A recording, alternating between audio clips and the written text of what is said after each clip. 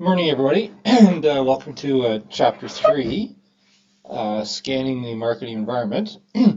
Unfortunately, I can't make the slides on the screen appear any larger, so we're going to have to suffer through the small size in this chapter.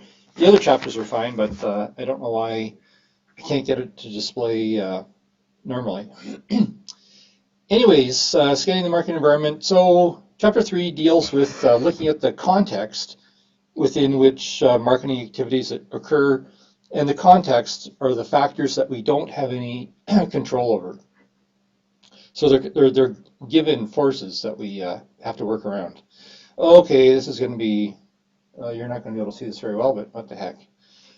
Okay, where's my little pen? Oh, better go for blue. Okay, so so when we want to undertake marketing activities or any business activities, often we want to know what's going on in the world about us. So we undertake a so-called environmental scan, and we break these environmental factors into 5 classes: social factors, economic factors, technological factors, business competitive factors, and regulatory factors, which are primarily government regulations. And then the rest of the chapter looks at each one of these 5 environmental factors in more detail. So we look at social factors, so we look at demographics, influence of culture, then we look at economic forces. There's various macroeconomic and various microeconomic concepts and factors that affect how much income consumers have and whatnot. Okay, then we look at some technological factors and that affect marketing, and you know as well as I do that we're in a period of tremendous technological change right now due to the increasing so-called internetification of society and internetification of business, and so there's no end of technological changes occurring about us. Okay, then we look at some of the competitive factors, and some of these competitive factors are things that we looked at in microeconomics, the different types of industries from the perspective of economists: perfect competition, monopoly, oligopoly, and monopolistic competition. And then finally, we look at the regulatory factor. So this is primarily government regulation, and there's just no end of government regulation that affects businesses and indirectly affects marketing activities as well. And we have a piece of federal legislation called the Competition Act that covers the whole country, and it's designed to help protect the interests of consumers and promote competition amongst suppliers. Anyways, we look at that a little bit. And we also come back to that same Competition Act in the business law course for students that are taking business law this term. Okay, so we're going to suffer through these these itsy bitsy little slides, but what the heck. Okay, let's just, oops. Okay, so environmental scanning is sort of looking at the non-controllable factors that affect the business and thus affect the marketing activities that can take place. And when we look at the environmental factors, we're looking at the social, economic, technological, competitive, and regulatory factors. And so we scan the environment, and then we interpret those trends in those different factors with respect to the interests of our organization, because they might tell us what we either should be doing or we shouldn't be doing. Okay, so these factors are the same ones that we saw in chapter 1. And the factors, because they're non-controllable factors, they're not controllable by a particular business, these 5 factors equally affect the business organization itself, the suppliers to the business, and the consumers to the business. And the 5 factors are social, economic, technological, competitive, and regulatory. And so we're going to look at each one of these in a little bit of detail, not a whole lot of detail, but in a little bit of detail to kind of get a sense of the different subcomponents of these 5 environmental factors. Okay, let's move on. So the first one is social factors. And, you know, so this is just a summary chart. Oh, I see. This is a summary chart of some of the major trends for each one of these 5 environmental factors. So we'll look at these briefly, and then we'll look at each one of these factors in a little bit more detail. So these are just some overview comments and some general observations about some trends that we see in the background environment to the Canadian marketplace. So when we look at social trends, you know, there's just no, I should mention this, when we're talking about these trends, there's no end to these trends going on in the background of society. We're just classifying here into 5 different types, but in each one, there's just no end of these trends. So one thing that we Canadians observe about Canadian society, and not just Canadian society, but also sort of contemporary Western society, is that we seem to have an increasing interest in health consciousness. So it's concerned about obesity, concerned about our environment, and I have a number of other examples here that all fit under social trends. So, and I have some slides to show these, to illustrate these. So I'm going to go to my slides. Okay, so we have a current trend in society towards health consciousness, and I suspect some of you students, maybe you have some of these activity trackers, whether it's Fitbit or some other maker, but they're little wearable computers that monitor our physical activity, and we can count how many steps we're taking, how far we walk per day, how many calories we burn, monitor our sleep time, how much sleep we get, and the depth of our sleep, and you can upload all this data onto your computer and whatnot. So this is part of the increasing trend towards health consciousness in our society. So another related health consciousness trend in contemporary society, it's a little bit ironic, but it is a trend. It's a trend. It's towards, if we can say, healthier smoking. We all know that smoking cigarettes is harmful to our health. I don't smoke, but it's harmful to the health of people who smoke, and it's harmful to the health of secondhand smokers. And in recent years, there's been this invention of these so-called e-cigarettes. You don't smoke them; you vape them instead. And people who are attracted to these e-cigarettes, what studies have shown is it's existing smokers. It's primarily existing smokers rather than new smokers. So this data that I have on this slide, it's from the United States and it's from 2013, so it's a little bit dated. But the graph that I want to look at on this slide is this one here. So in the last 4 or 5 years, there's been this increasing use of e-cigarettes, certainly in the United States and certainly in Canada as well.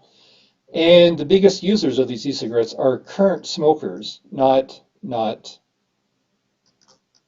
new smokers. It's current smokers.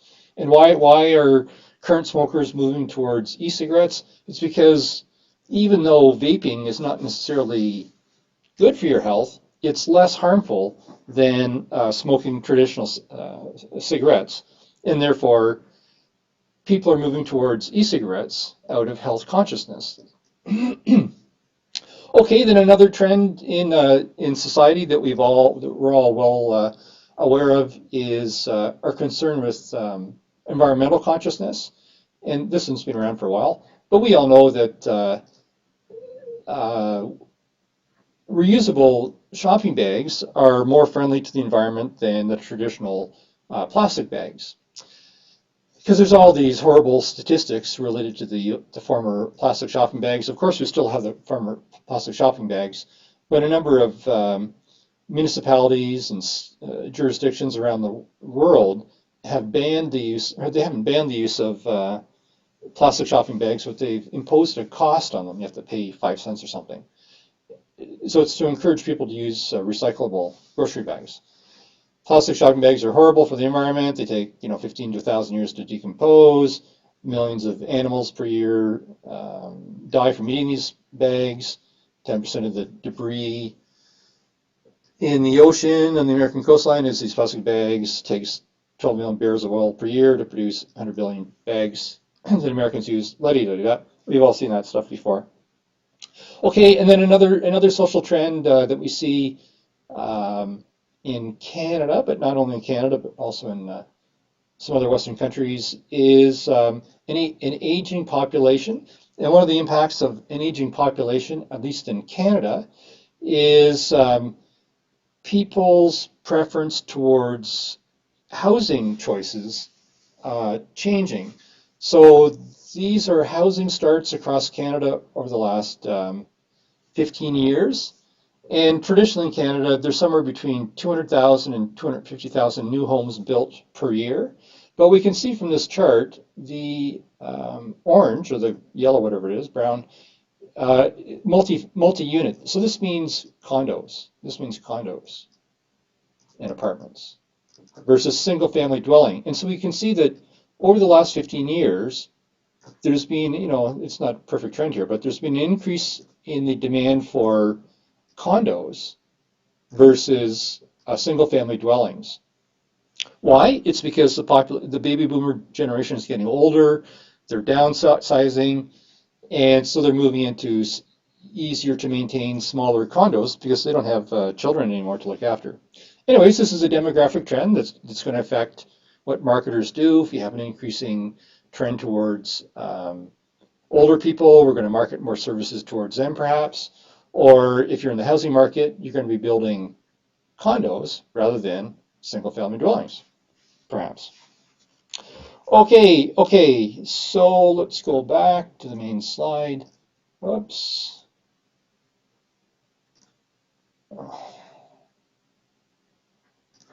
Okay, so then we have some economic trends, and we'll come back to economic trends in a little bit here. But there's no end of trends. Of economic trends in our society as well. So we know just from general observation that more and more commercial transactions are occurring through internet-based activities, through internet shopping, through e-tailing, rather than buying products in physical bricks and mortar stores. So we have a trend in our economy towards increasing so-called e-commerce. And then another trend we have, I don't have a slide for it, but it's the rise of the so-called sharing economy. And with the sharing economy, some good examples of the sharing economy are Airbnb. So B&B stands for bed and breakfast. And so Airbnb, it's people that have empty rooms in their house that they want to rent out. So people are renting rooms, you might be traveling, and instead of going to a hotel, you go to a bed and breakfast at someone else's house, and it's all coordinated through internet websites and apps for computers.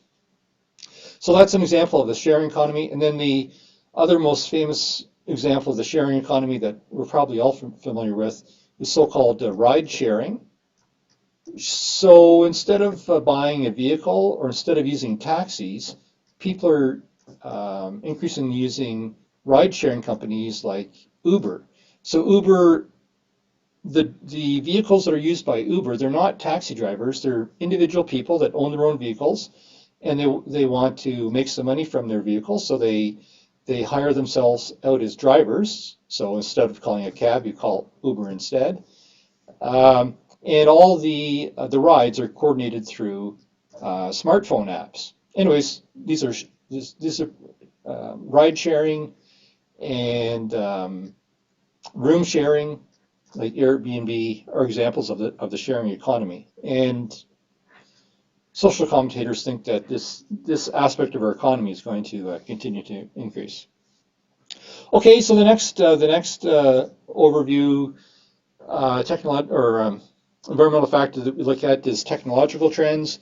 So as we mentioned before, we know that more and more commerce is occurring through the internet, and as part of that, more and more commerce is occurring through mobile devices, as opposed to desktop computers. So people are doing more and more shopping through smartphones and tablets.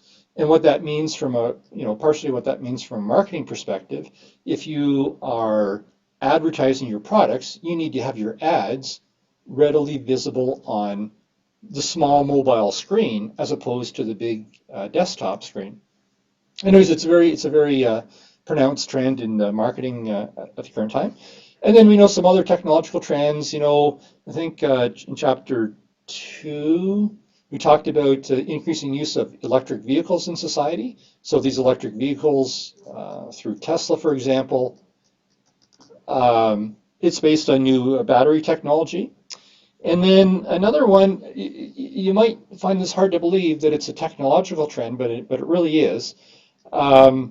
Remember a few years ago, the coffee pot maker called Keurig came out with the single cup coffee makers with these so-called coffee pods. And these coffee pods have been tremendously popular in particularly the United States. And so who cares? Well, who cares? You care if you're a coffee grower, because what's happened is so many people have switched. A quarter of the coffee that's consumed in the United States now comes from these coffee pods, and that has reduced the demand or it's reduced the growth rate in coffee consumption. So if you're a coffee grower in another part of the world, we don't grow coffee in North America, if you're a coffee grower, you care about, there we are there. Coffee farmers are hurt by the single serving pod revolution in the United States. This is all last year, right? And I've got a few stats here. The reason the coffee maker technology is reducing coffee consumption is because traditionally, when somebody made a pot of coffee, the biggest consumer is the kitchen sink, because we made a whole pot of coffee, but you only drank a cup or two, and then you threw the rest away. Well, throwing the rest away down the drain took coffee. So, oops, screwed up here. So these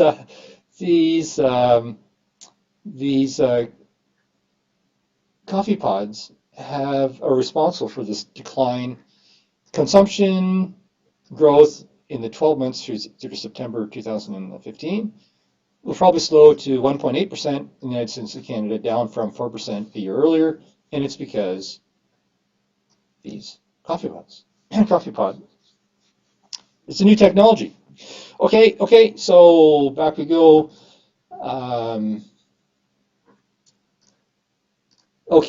So when we talk about overview of some competitive trends, what do we have? Oops, better make that big. Hard to see, but anyways, one interesting dimension in competition. Traditionally, Amazon, the big American e-tailer, Amazon, only sold dry goods. So it sold books and clothing and household articles and music and videos and that kind of stuff. But now, Amazon, hard to believe, Amazon is moving into food sales, online food sales, with same-day delivery.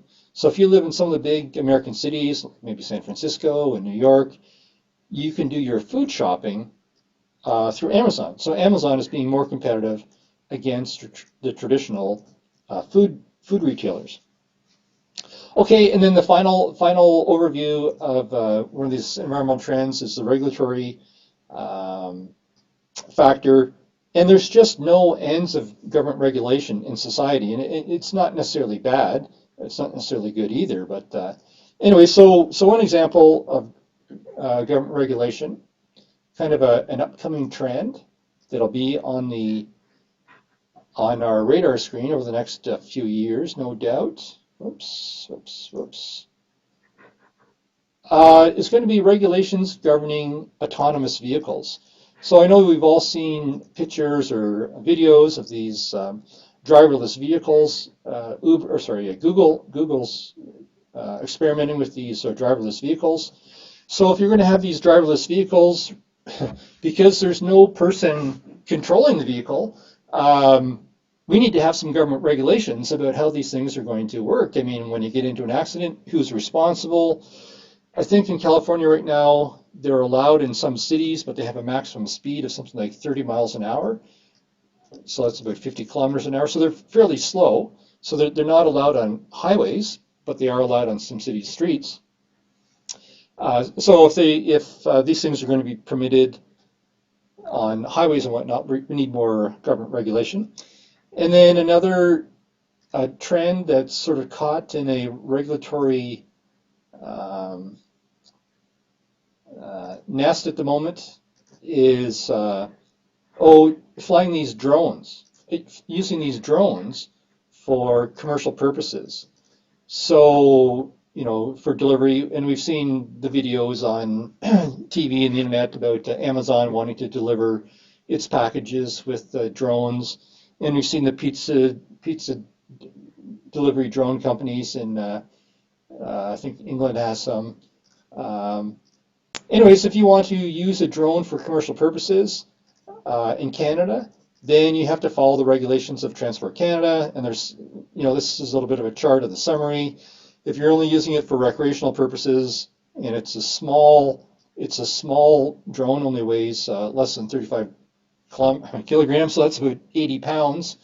If it weighs less than 80 pounds and you're using it for entertainment, then you don't need any kind of license. But if you want to use it for commercial purposes, does it weigh more than 25 kilograms? Does it weigh less than 25 kilograms or 2 kilograms? Because it's a new technology, government regulation is still in the process of catching up. And in the United States, drones are not permitted for commercial purposes with some very few exceptions. But we kind of anticipate that over the next few years, we will see more and more drones used for commercial purposes. I know I think in some countries in Europe, they use it for delivering medical supplies over short distances, or if you have a disaster, you can use drones to deliver supplies to injured people. Okay, and then just one more final example of regulations in society. So here's one from Alberta. If any of you students work in you or your parents or your friends work in the agricultural sector, then you are familiar with new regulations imposed by the government of Alberta on farms. Until now, farm operations in Alberta have not been covered by Workers' Compensation Board, nor by occupational health and safety legislation, and the government of Alberta wants to change that as of January 1st, 2016, making farm workers subject to workers' compensation, occupational health and safety, and employment standards, which we'll talk about in law class.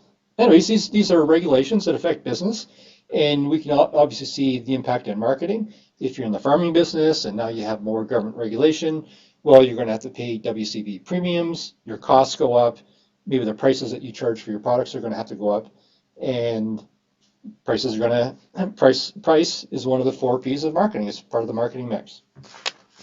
Okay, so that's just our overview of environmental trends and how they can impact ultimately impact the marketing. So now we're going to look at these trends in more detail. And the first trend is, or sorry, the first factor is social factor or societal factor. Okay, so when we speak about the social factor, inevitably we're going to talk about demographics. And demographics is a description of features of a human population. So it's a description of how large the population is, what the growth rate of the population is, what the gender breakdown is, what the marital status is, what the ethnic composition is, what the income distribution is. So marketers are typically quite interested in the demographics of the target market that they're wanting to sell their products to. Okay, and then the book has a bit of a comment here about changes in the world population. So some of this stuff is for Canada and some of it's for the world. So the authors present a forecast of changing world population over the next 35 years. So we know that today China is the most populous country in the world, and India is the second most populous country. But by 2050, so 35 years from now, it's forecast that India's population will exceed that of China. And then, so the big 10 countries in the world by 2050 are expected to comprise just over half the world's population. So India, China, United States, number 3, 400 million. Nigeria, Indonesia, Pakistan. These are all the most populous countries today. So if we're seeing these, if we're selling our products overseas and we want to get into these markets with 1.3 billion people or 1.7 billion people, then we're concerned about population trends in other parts of the world. And kind of going along with this, I have another slide to show you that a lot of the consumer products that we buy in our society, they're targeted by manufacturers and they're targeted by marketers at the middle class, not the poor, not the rich, but the middle class. And I have some stats here. There's a forecast that the size of the middle class around the world is anticipated to more than double in the next 15 years. So so here's a chart. It came out this year, last year. So size of the middle class. So here's the middle class is gray. So here we are, 2015, 2016 kind of thing. We're kind of right there. And today there's something like, anyways, it's not quite perfect, but anyways, we have about 2.5 billion people in the middle class today. And within 15 years, the size of the world's middle class is anticipated to approximately double. So if you are a consumer product manufacturer and you know what sells in countries with a middle class today, you know what sells in the Western countries, and you see the size of the middle class doubling in just 15 years, then maybe you're going to say, hey, maybe I should be marketing my products in the Chinas of the world, in the Indias of the world, in the Nigerias of the world, or the other countries that have this huge increase in the middle class, or forecast increase in the middle class, all within 15 years. For 15 years is a very short time period. Okay, so back to our main slide. Oops. Okay, I think I need to go backwards. Okay, so some demographics about Canada. The book has some figures about the Canadian population. Population of Canada is today is about 33 million, 34 million, 35 million. And it's the authors project it to increase. I think it's only about 40 million by 2050, which is an increase of only about 6 million people, which I find a little bit hard to believe. It sounds too low to me. But anyways, so we have a slowly growing Canadian population, and we have an aging population. The average age of a Canadian today is 37, and by 2020, the average age of a Canadian is forecast to be 37, and by 2050, it's anticipated to increase to 45. So if we have more older people in society, then maybe we're trying to sell our products. Maybe we want to follow the bulge. And then some other interesting aspects of the Canadian population that we're all aware of is that we have increasing ethnic diversity, because the domestic Canadian population growth rate is relatively flat. Most of our population growth rate is coming from immigrants, and so immigrants are coming from foreign countries, and so they're bringing this increasing ethnic diversity. So if we have more and more foreign people coming to the country, and we're trying to market our products to them, maybe we need to learn what language they speak. Maybe we need to learn something about their culture, so that we can make our products appeal to them. Okay, and then in Canada, and we always like to break our population down into cohorts, and of course we're all familiar with the baby boomer generation. I'm part of that generation. The baby boomer generation was born immediately after in the 20 years after the Second World War, and this generation is getting older, and they're starting to enter retirement age. So they have money. The nice thing about baby boomers is they have money, so they're affluent. So maybe you want to pitch your products to these old folks that have money to spend. And then we have the Generation X. These are the children of the baby boomers. They are better educated than their parents' generation. And today, Generation X is in the prime parenting age. So these people were born from 65 to 76. And then we have the so-called millennials. I also have problems spelling this because there's two. The millennial generation, it's an unusual word because it's two L's and a double N and a double L in it. Anyways, these are the grandkids. Oh no, these are the baby boomer kids. I don't know. I don't have kids, so I don't really follow this stuff too much. But the millennials are the first generation in society that grew up with computers, and they're more technologically savvy than their parents, even though computers nowadays are pretty easy to use, and even us old guys can figure out how to work a smartphone. Can't figure out how to make the screen bigger, but we can work a smartphone. Okay.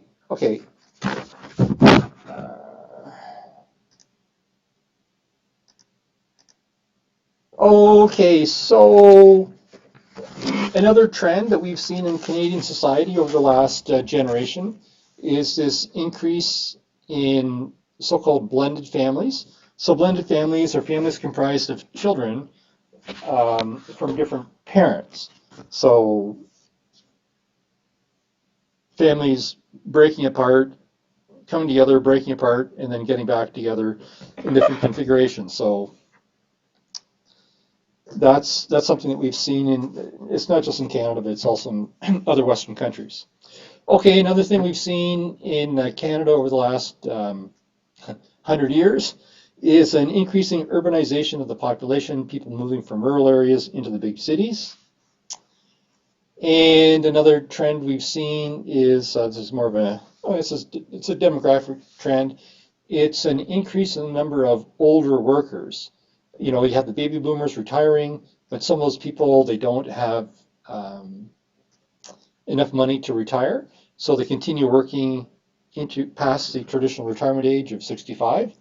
They might work either full-time or part-time, and they do it for both economic and or social reasons. Okay, and as we mentioned before, we have oh, okay. So when we talk about our urban centers, when we talk about urban centers, we usually mean the big cities. So the so-called census metropolitan areas, so the Edmontons, the Calgarys, the Vancouvers, the Victorias, the Torontos, the Montreals, the Ottawas, of the world, the big cities, cities with hundreds of thousands of people in them. Okay, and as we mentioned before, we have this trend towards increasing ethnic diversity and changes in ethnic diversity. In the early part of the last century, most, or early, shortly after the Second World War, most immigrants to Canada came from Western Europe. And in recent decades, more and more of the immigrants have been coming from Asia and Southeast Asia. And if when we visit the Torontos and the Vancouvers of the world, I mean, it's obvious that they have very large Asian populations. And then a kind of an angle to ethnic diversity is maybe we want to market our products to some of those ethnic niches, and that's what ethnic marketing is. It's targeting your product towards certain ethnic target markets. And we see this all over the place. You go to the bank, to the money machine, and you notice you have an option between English and Chinese, or you're in Vancouver or Toronto, you might have Punjabi and other languages, maybe Korean as well. And then we see many retail stores in the big cities have multilingual staff, and again, that's to help. Sometimes it's to help market their products towards the ethnic markets that are buying from them. Okay, then another component of the social factor is culture. And culture is sort of a hard thing to define, but we all know what it is when we see it, but it's hard to define. It's our learned and shared values, ideas, and attitudes shared by group members. And of course, Canadians, we have a culture as well. Um, Part of our contemporary culture is contemporary economic culture is the increase in dual income families, so both parents working. And so when you have both parents working, they don't have as much time for household activities. And so cooking, for example, so corresponding to the increase in dual income families, we have an increase in the number of fast food restaurants and stores selling prepared food because parents don't have as much time to prepare meals the way they did in mid last century. So people want to buy prepared foods. We've seen an increase in the use of ATMs at the banks. When I was a kid, there used to be tellers in the banks. Believe it or not, when you did your banking, you actually had to talk to a person. And then even when I was a student, the ATMs came out. But again, the ATMs are designed to allow people to do their banking 24/7. So if both parents in a family work and they don't have time to go to banks in regular hours, ATMs are very helpful. And likewise, we have more and more stores that are open, food stores that are open 24/7. Again, it's to cater to people that don't have as much shopping time as they used to. If you have dual income families, the traditional nuclear family had one working spouse and one stay-at-home spouse. So the stay-at-home spouse would do the shopping, but now we have dual income families, and they don't have as much time to go shopping as they used to. Okay, and then the book mentions a little bit value consciousness. So value consciousness, focusing on getting the best value for the quality. So in recent decades, we have more and more so-called private label brands. Private label. So instead of buying, Dare's cookies or Campbell soups or the large Heinz ketchup, a lot of the big food retailers have private label brands. So they go to the food manufacturer, order a supply of ketchup or cookies or whatever, and they put their own name on it. And the most famous white label brand, or the most famous private label brand in Canada, is probably President's Choice uh, Choice brands. And President's Choice, as you know, is Loblaws, the Loblaws food store. Okay, and then another dimension to value consciousness is increasing use of points. You know, when you're going shopping, do you have a points card? Do you have air miles? That helps people stretch their budget. But it's part of the value consciousness component in the social factor.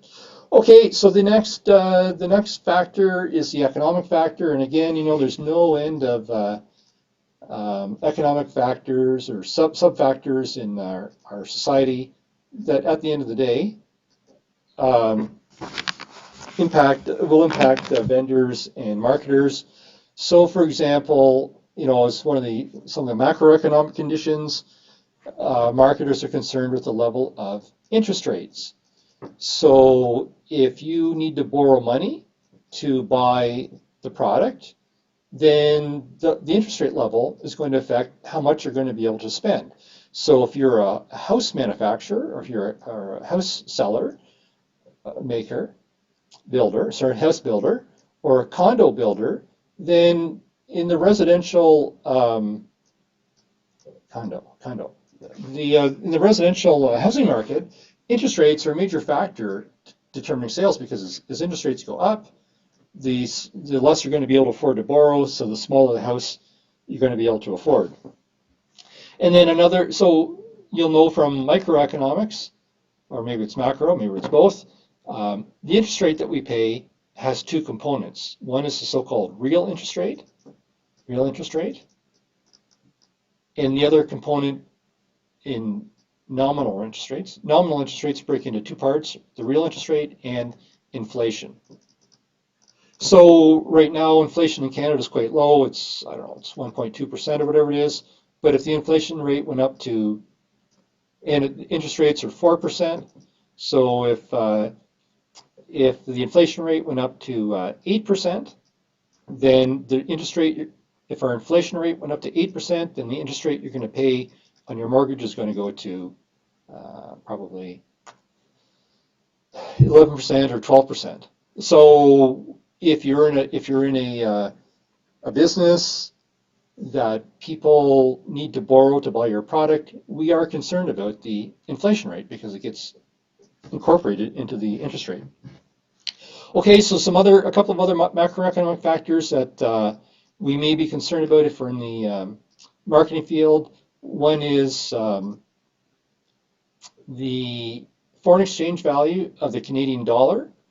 So if we're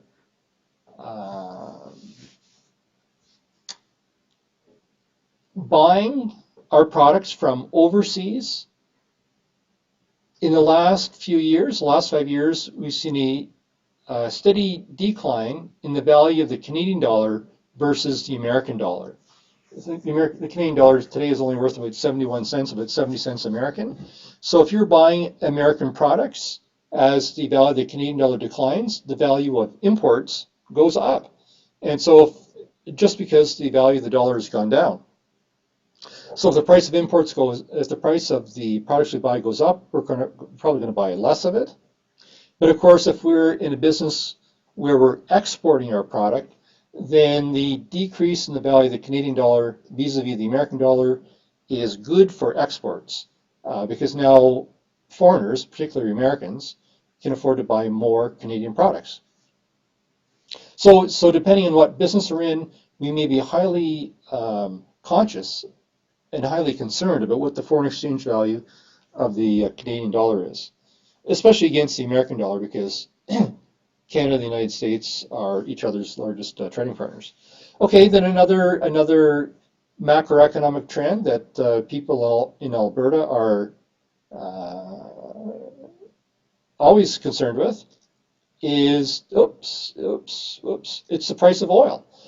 Alberta is a highly energy dependent province, and we've seen the price of oil, as we all know, the price of oil's been cut more than half in the last year or so.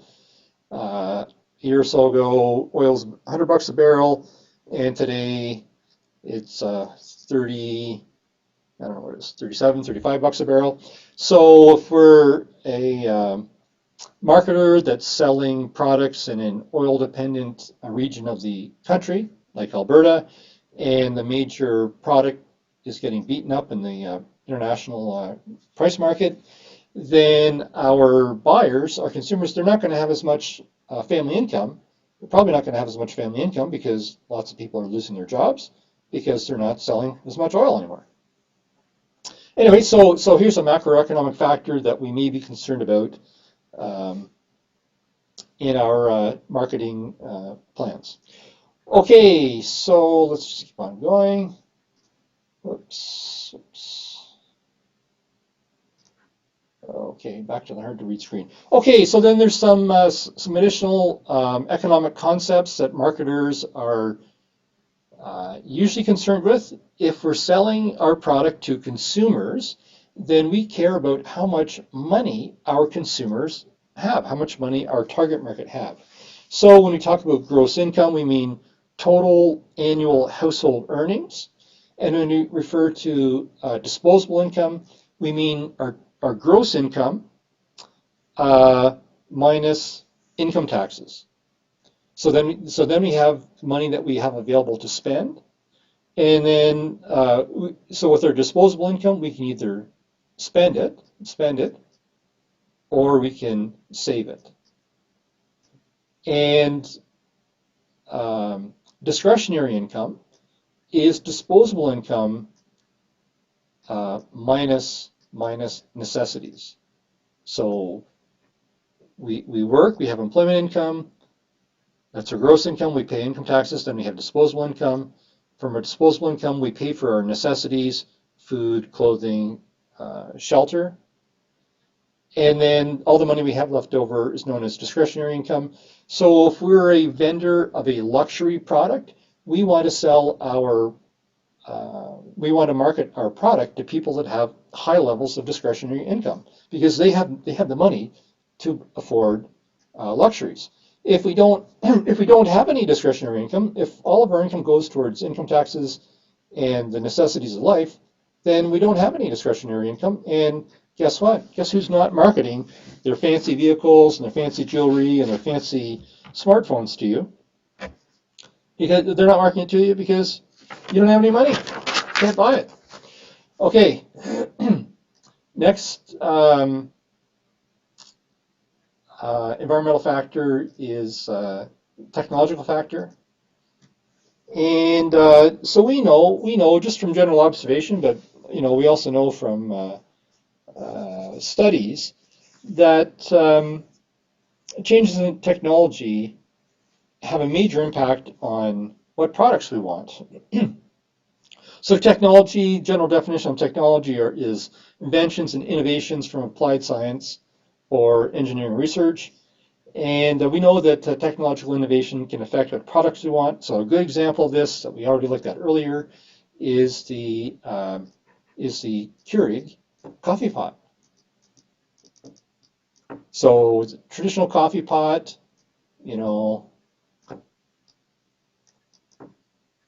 has gone by the wayside because we have these coffee pods.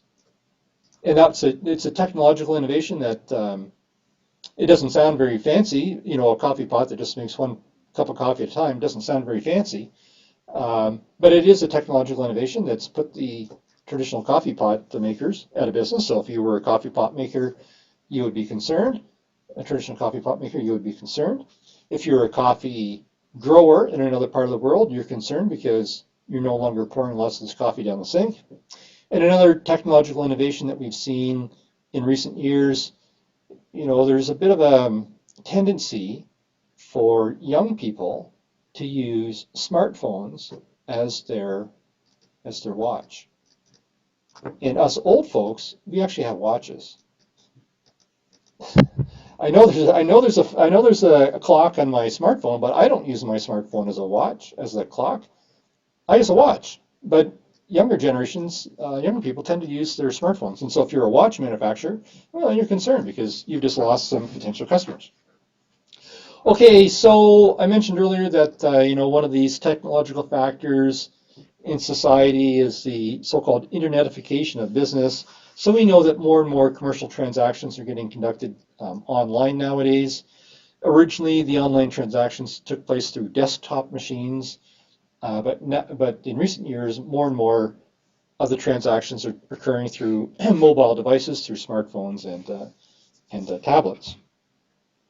And so an intranet is an internet that only serves a particular organization. So if we're in a business that has locations in several different regions of Canada or several different regions of our province, then it's an internet. The intranet is an internet that just connects these internal offices, so they can maybe have the head office over here, maybe have a manufacturing facility here, you have a warehouse over here, you have another warehouse over here. So they're just using the internet to transmit information internally amongst themselves. And then an extranet is an internet connection that connects a select group of people outside the organization. So here's company A, and they buy supplies from supplier B, supplier C, and supplier D. So an extranet is when this one company gives its suppliers access to the buying company's internet service. So they want inventory information, they want specs, they want prices, they exchange all this kind of information all the time. So it's an internet connection, not with a general rule, but with particular retailers and suppliers. Okay, or could be to retailers too, right? Not just manufacturing, but when they sell to the Walmarts and the Canadian Tires of the world, they give those companies preferential access to their internal internet system. Okay, then e-business. E-business really talks about all electronic communication, both inside and outside a company. So it's this internet stuff. It's the extranet stuff, and it's also connecting up with customers. E-marketing is the marketing initiatives that are undertaken through internet. So if you have a smartphone or a tablet and you're seeing advertising when you're using your device, that's part of e-marketing. When we speak about e-commerce, we just mean sales transactions that take place over the internet, not all this other information transfer internal to a company or between a company and its suppliers or a company and its retailers. E-commerce is sales transactions conducted over the internet. Okay, so the book mentions, I can't remember what page it's on, or maybe it doesn't mention it in this chapter, but back in chapter 2, it mentioned so-called ad targeting. And we come back to this later on in the course.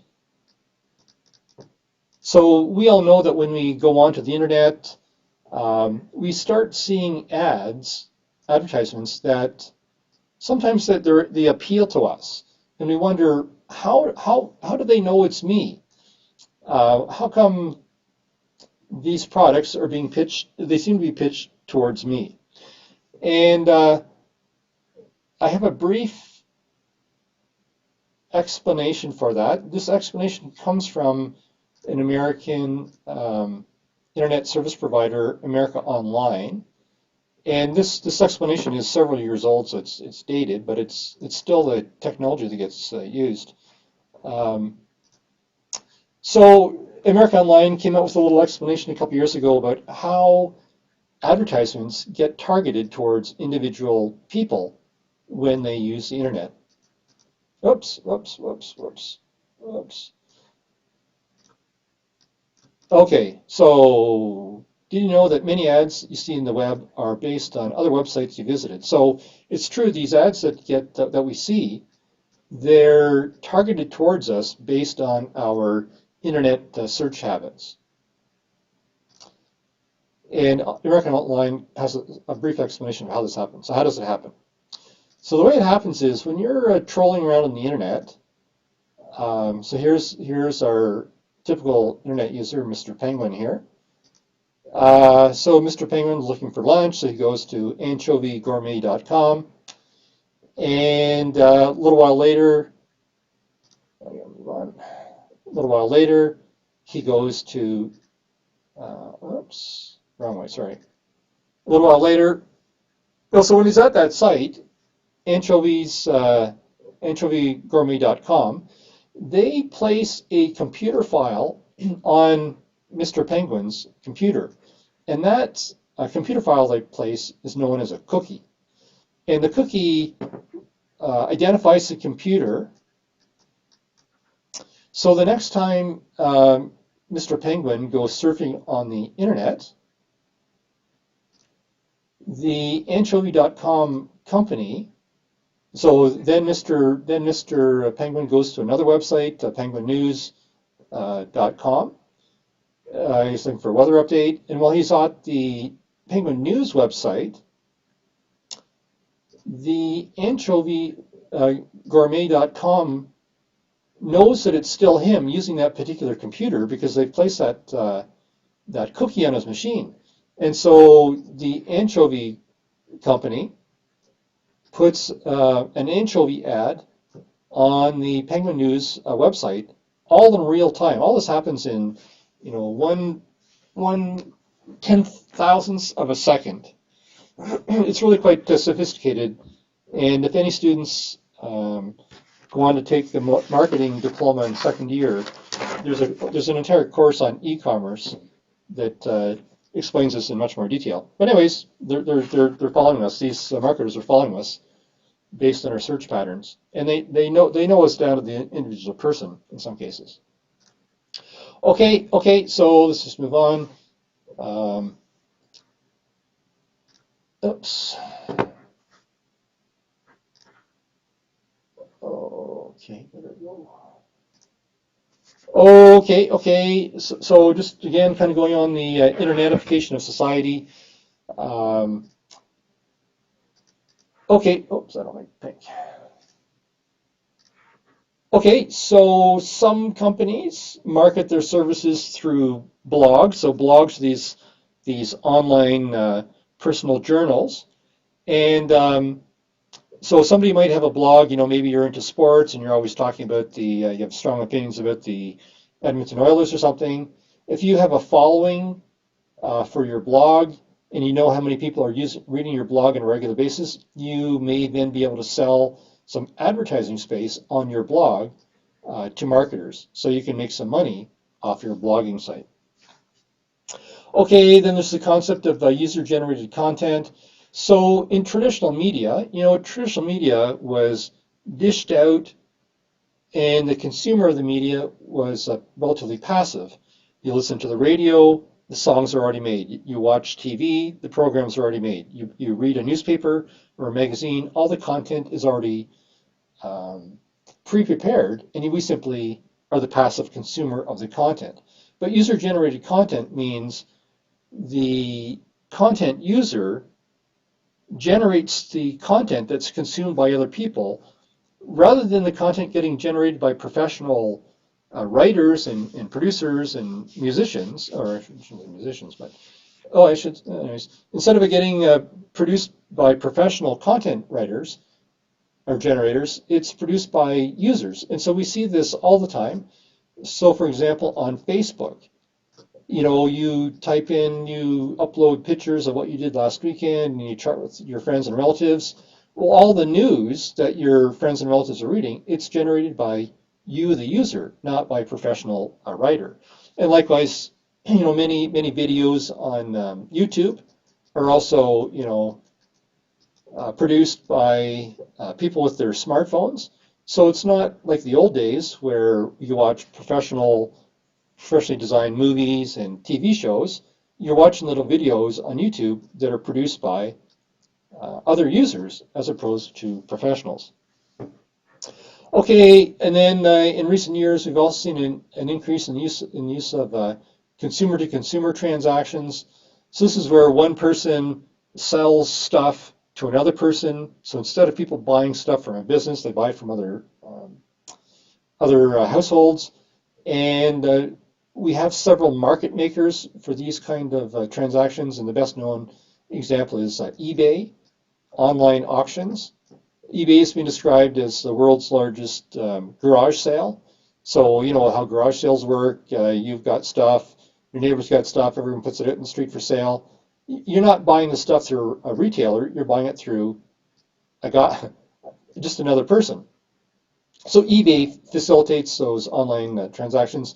And likewise, Craigslist. Craigslist is an online classified ads. So classified ads, you know, it's somebody looking to sell old stuff. Instead of selling your stuff through eBay, you just sell it locally through classified ads, and Craigslist is simply an electronic version of a classified ad. Okay, the book talks a little bit about people selling stuff directly to businesses, so-called C to B business. But really, you know, the bigger phenomena is B to C business, businesses selling products to consumers.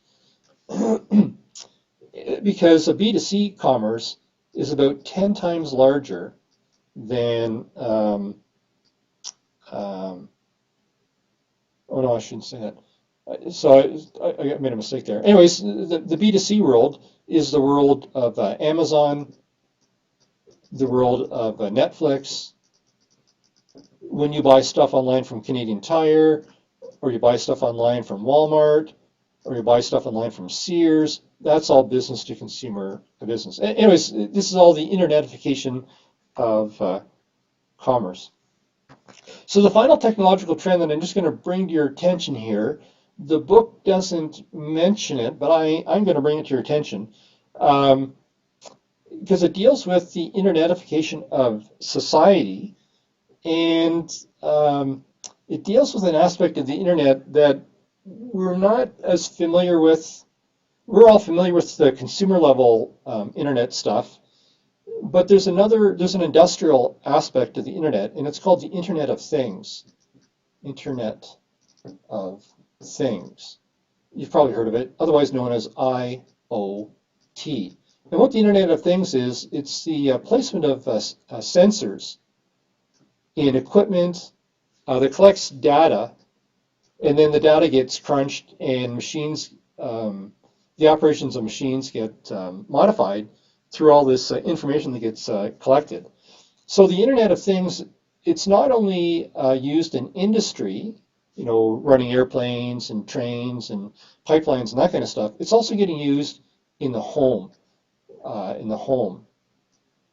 And some of you are probably familiar with this. You may have, we all know Google, and you may be aware that a few years ago, Google bought a company called Nest, and Nest makes these thermostats for your house that you can control through your smartphone. So you're at work, it gets really cold outside, and you want the furnace to turn on before you come home, so you can go to your smartphone and turn up your thermos through this electronic thermostat.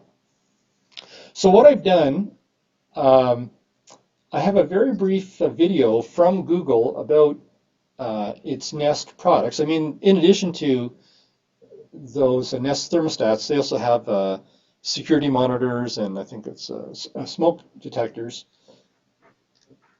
And there's a very brief, I've posted a very brief video about it. I mean, it's a sales pitch, right? Anyways, it's only a couple minutes long, and it's posted in Moodle. If any of you are interested in learning about how the Internet of Things is getting applied to so-called home automation, you might enjoy this brief video. from Google about its Nest products. And there's no doubt about it, as over the next few years, we are going to see more and more of this home automation stuff. I suspect that's my forecast. Okay, it just seems to be part. Oops, it just seems to be part of the trend in society. Okay. So the next little environmental factor are these competitive forces, and so I know that most students in this course have taken microeconomics. Maybe not all of you, but some of you have. And so you'll recall from microeconomics that economists classify industries into four categories: pure competition, monopoly, oligopoly, and monopolistic competition. So the type of industry that our business operates in is going to have an impact on our marketing activities. Because if we're in an industry that is a perfectly competitive one, so as you recall from microeconomics, in a purely competitive industry, we have many producers of a similar product, and effectively, pure competition results in so-called commodity products. And commodity products are commonly found in agricultural products, milk, wheat, livestock. When you the consumer buy milk at your corner store, the milk is probably a blend from the milk of hundreds of different farmers.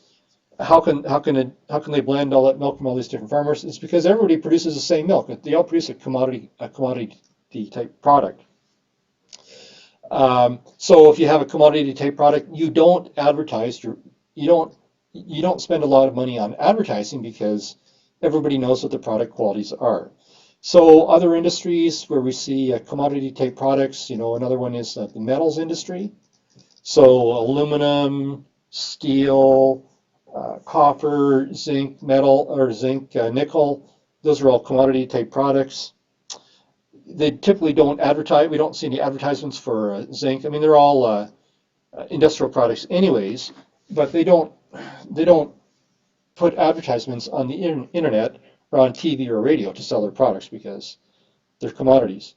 And then, of course, in Alberta, we know that the oil market is also a commodity type. Petroleum products are commodity products. Okay, and then we know that in a monopolistic industry, we have a single supplier. So if you're a single supplier, you have more control over what price you can charge. And we see monopoly suppliers in the railway industry, for example, especially in small communities. There's probably only one railway. The airline industry in small communities, you might only have service from WestJet or maybe only Air Canada or maybe some of the smaller regional lines, and there's no competition. Likewise, in urban communities, we typically often only have a single provider of certain utility services like water supply, garbage collection, sometimes electricity, sometimes natural gas. We just have one supplier. So that's a monopolistic industry. Okay, then we know that an oligopolistic industry is a industry with a few large vendors, and we're all familiar with oligopoly in Canada because our banking sector tends to be the banking sector is relatively oligopolistic. We have 5 or 6 large banks across the country. Yes, there are some smaller banks. Yes, we have credit unions, but for the most part, the industry is dominated by a few large players. And then automotive companies, Ford, General Motors, Nissan, Honda, and so on. But there's relatively few automotive companies, and so it's also an oligopoly. Beer companies, oil and gas pipelines, they tend to also be oligopolistic. And then finally, we have monopolistic competition. So the competitive side, the competition side means we have many suppliers, but somehow they're able to distinguish their products in the minds of consumers. So we see monopolistic competition in industries like the restaurant industry. Each Each restaurant tries to distinguish its cuisine from the others, but we still have lots of restaurants. Okay, and then kind of getting back to economics, when we talk about the competitive factor,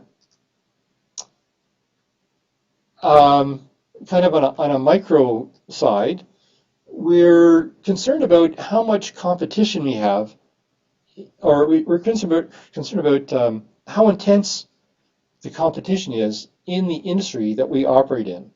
And we know that the level of competition in a particular industry depends on a number of factors. I have a slide here. The book doesn't deal with it in tremendous detail, but again, if any students go on to the management program at the diploma level, there's a whole course in strategic management that you'll study more of the stuff in more detail. But the intensity of competition in a particular industry depends on how much negotiating power the buyers have, how much negotiating power the suppliers have, whether or not there are new products threatening to join your industry, or whether or not there's other products that can be a substitute for your product. And then there's also just an intrinsic degree of rivalry amongst the parties in the industry. And the degree of rivalry can depend on if you have high exit barriers, if it's very difficult to leave an industry because you have high capital investment. If it's very difficult to leave, then that's going to make it a more competitive industry. Whereas if it's easy to exit, then there'll be less competition. Anyways, there's so this model of competitive forces. It's called Porter's Five Forces. Porter is an American business professor at Harvard, and he developed this model of these competitive forces within an industry. Okay. Oops. Okay. The authors talk about in not just Canada, but other countries as well. Our competitors can be other big players, but it can also be small businesses. And there's a few statistics about the small business sector in Canada. The authors tell us that in Canada there's something like 2.7 million small and medium-sized enterprises, SMEs. Small businesses employ less than 100 employees, and medium-sized businesses employ less than or between 100 and 500, and then large means greater than 500. And in Canada, about 60% of our population works in the SME sector. Most people in Canada work for small, medium-sized companies as opposed to large companies. And as we mentioned before, we have this internetification of commerce occurring in our society right now. And the traditional retail sector was known as the bricks and mortar sector, because the stores are made of their outlets made of bricks and mortar. But with the advent of the internet, we now have online stores. And if a business only has online branches and no bricks and mortar operations, they can be known as pure play online stores. So the best examples of pure online stores that have no physical stores, best examples are Amazon and Netflix, because you buy all your stuff from these companies online. There's no Netflix store where you can walk into and buy stuff. And I'm going to say that there's no Amazon store that you can walk in and buy stuff either. However, Amazon is now experimenting with a physical store. They're experimenting with a physical bookstore in, I think it's Washington State.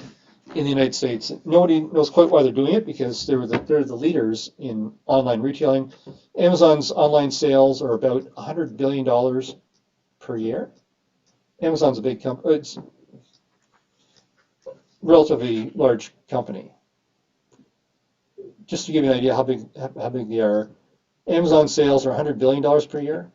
Walmart sales are about 500 billion. Walmart's 5 times the size as Amazon. But Amazon's growing very rapidly. Okay, so the final environmental factor that we look at in this chapter is the regulatory side, is the regulatory factor. So these are the regulations in the background of our industry. And usually when we speak about regulation, usually we mean regulation by governments and agencies. Sometimes we mean self-regulation, where the industry regulates itself.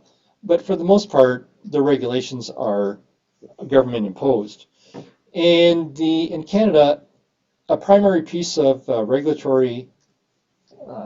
regulation comes from the federal government, from this Competition Act, which we mentioned before. The Competition Act, so it's federal legislation, so it covers the entirety of Canada.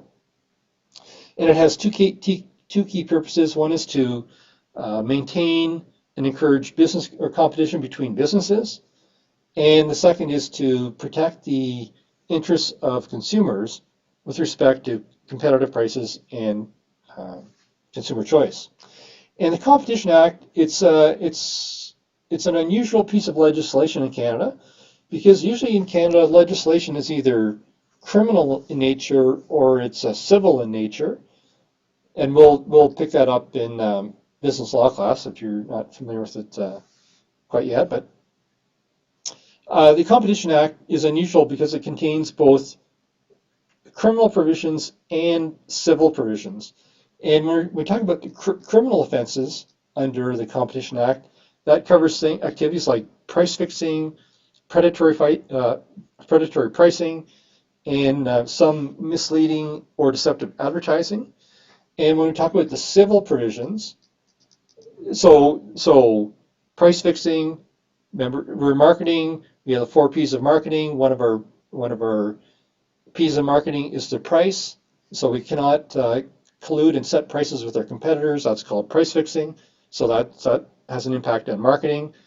Predatory pricing is when we set prices that are so low that we're trying to put other people out of business.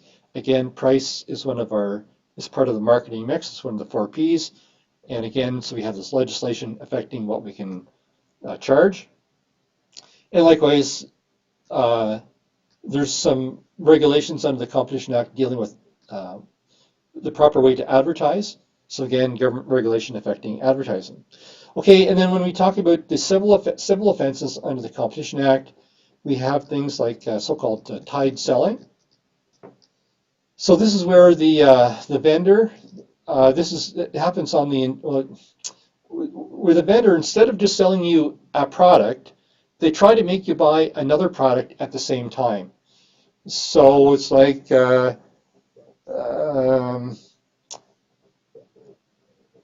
buy. It's like going to the grocery store and you want to buy milk, and they say, "Hey, we'll only sell you milk if you also buy our bread." Yes, the milk's on sale, but the bread's very expensive. They try to force you to buy 2 things at once. Tied selling is illegal. It's a civil offense in Canada, but of course, companies are smart and they can find ways around it. But we'll talk about that later.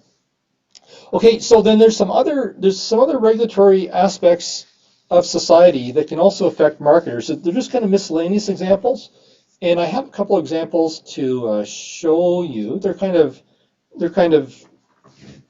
interesting, I think. Anyway, I think they're interesting. Maybe you don't. But so you may be aware. You may have heard this in the news a couple of years ago, or last year, I should say. In the city of Vancouver, they have banned the use of doorknobs. They have banned the use of doorknobs in the construction of new residences.